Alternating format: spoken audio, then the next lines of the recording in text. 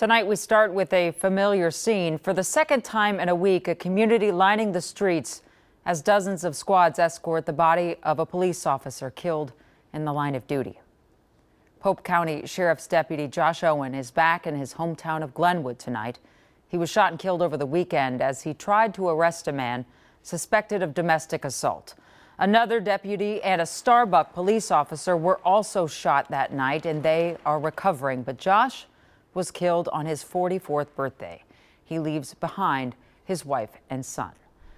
No one can prepare for that kind of sudden and gut-wrenching loss. The shock being felt right now across our state is real, but it also reveals a sad reality. Domestic violence calls continue to be among the most dangerous calls officers face.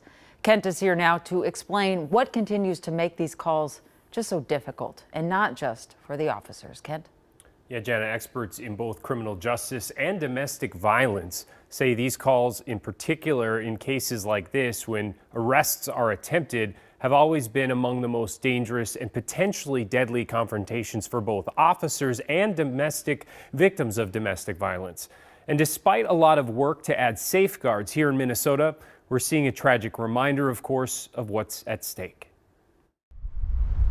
A deep sense of loss and sadness flowed far beyond a procession in Minnesota today. First of all, my heart goes out to Pope County.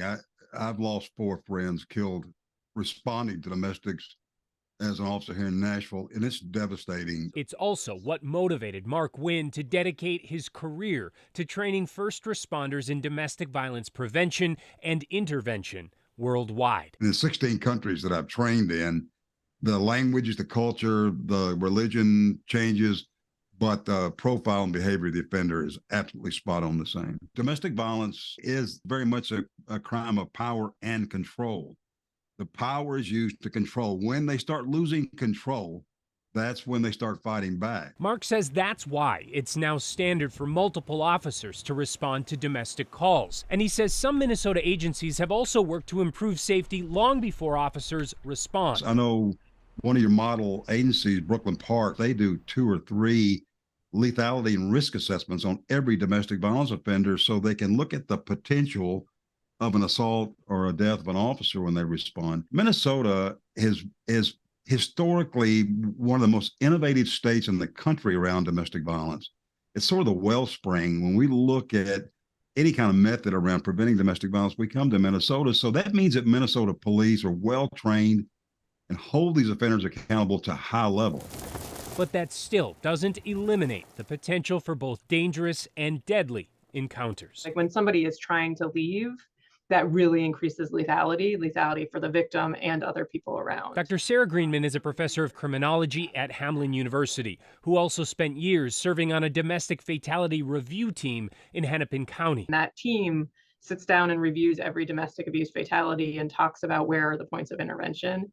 And normally there's something there, not in a blaming way that you should have done this, but what could we do moving forward? You know, there are these places where there might be red flags along the way that individually you don't necessarily think too much, but in retrospect, a lot of times there could have been some intervention points along the way. But as that work has begun to provide critical examples of early intervention, Mark says firearms have made the remaining calls even more dangerous. The weaponry defeats a lot of the protective equipment the officers wear. You know, it's not unusual, to see multiple officers killed. That's why very often you'll see SWAT teams respond to the heavy arrest of these kind of offenders now. These calls are so dangerous for police, which means they're doubly dangerous for victims.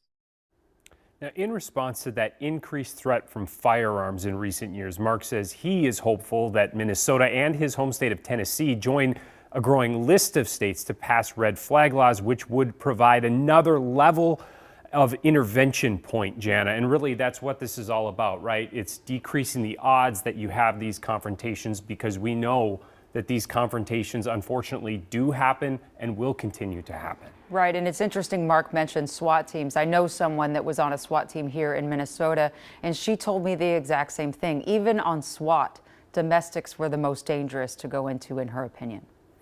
Yeah, that's right. And frankly, it can be any point along the way, right? Sometimes we've seen it. Some of these shootings that have happened here in the state in the last few months that haven't been fatal, but officers just rolling up into these calls and getting shots through a window, through a door. There's a lot of danger all along the way. All right. Thanks so much, Kent. We appreciate it.